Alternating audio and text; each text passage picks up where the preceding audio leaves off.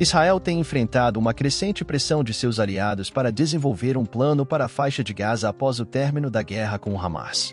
Agora, o ministro da Defesa de Israel, Yoav Gallant, delineou propostas para a futura governança da região, apelidadas de Plano E o Dia Seguinte.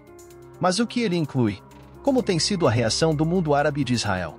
E quais desafios se apresentam na sua implementação?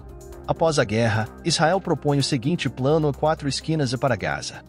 O Hamas não controlará mais Gaza. Israel manterá o controle de segurança geral, incluindo a inspeção de todas as mercadorias que entram e saem, mas civis israelenses não viverão na região. Uma força multinacional, liderada pelos Estados Unidos incluindo parceiros regionais e europeus, ficará encarregada de reconstruir Gaza. O Egito, vizinho de Gaza, onde a única passagem para fora de Gaza permanece aberta, terá um papel no plano, mas os detalhes ainda não foram especificados. Haverá um governo palestino limitado e com a condição de que não haja ações hostis ou ameaças contra o Estado de Israel. Ao analisar o plano pós-guerra de Israel para Gaza, a correspondente internacional-chefe da BBC, Lizzie Dossett, afirmou que não parece que a autoridade palestina sediada em Ramallah, na Cisjordânia, terá alguma participação ou, é claro, o Hamas. O plano de Israel também delineou como as Forças de Defesa de Israel, IDF, planejam prosseguir na próxima fase da guerra em Gaza. O ministro Yoav Gallant afirmou que as IDF adotarão uma abordagem mais direcionada no norte da faixa de Gaza, incluindo operações como incursões, destruição de túneis e ataques aéreos e terrestres. No sul, o exército israelense continuará buscando líderes do Hamas e resgatando reféns israelenses. O plano de Gallant ainda não é uma política oficial e, por ora, não foi apresentado a outros ministros do governo. O primeiro-ministro israelense, Benjamin Netanyahu, ainda não fez comentários públicos a respeito. Ele afirmou anteriormente que as Forças Armadas de Israel precisam primeiro eliminar o Hamas antes que os planos pós-guerra possam entrar em vigor. O plano não foi discutido detalhadamente na última reunião do gabinete israelense, mas relatos indicam que a reunião foi encerrada em meio a um clima hostil, com alguns ministros se opondo veementemente aos nomes propostos para uma investigação sobre os eventos relacionados ao ataque do Hamas em 7 de outubro. Alguns membros da ala mais à direita do governo de Netanyahu sugeriram que cidadãos palestinos deveriam ser incentivados a deixar Gaza para o exílio, com o restabelecimento de assentamentos judeus no território. Essas propostas controversas foram rejeitadas como extremistas e impraticáveis por outros países da região e por alguns aliados de Israel.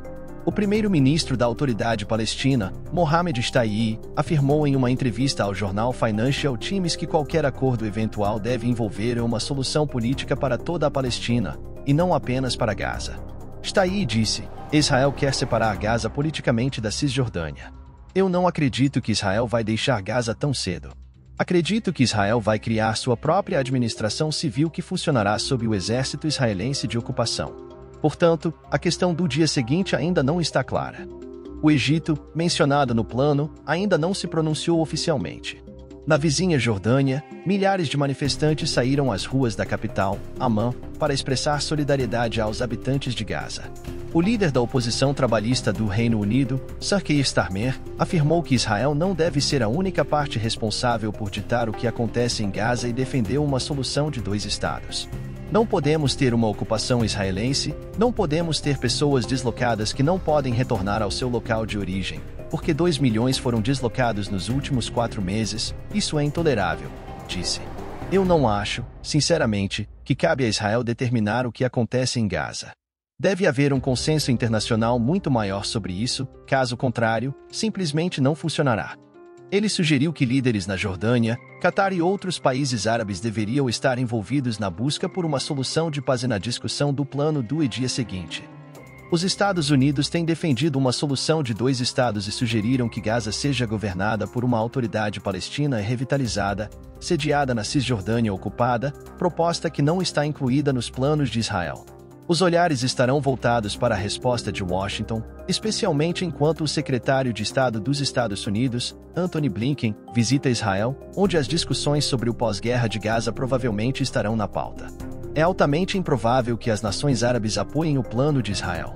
Na sexta-feira, 5/1, o líder do grupo xiita islâmico libanês Hezbollah, Hassan Nasrallah, alertou: "E se Israel derrotar Gaza, a próxima batalha será no sul do Líbano." Para Netanyahu implementar suas propostas, obter o apoio do próprio governo e de seu maior aliado, os Estados Unidos, será problemático. A correspondente do Oriente Médio da BBC, Yolande Knell, destaca que a ausência de civis israelenses na faixa de Gaza é um ponto importante e que será polêmico dentro do próprio governo de Israel, já que alguns ministros israelenses de extrema-direita têm defendido a recriação de assentamentos judeus em Gaza. Outro desafio, segundo Knell, é a posição dos Estados Unidos, o maior aliado de Israel, que deseja que uma autoridade palestina revitalizada assuma o controle do território.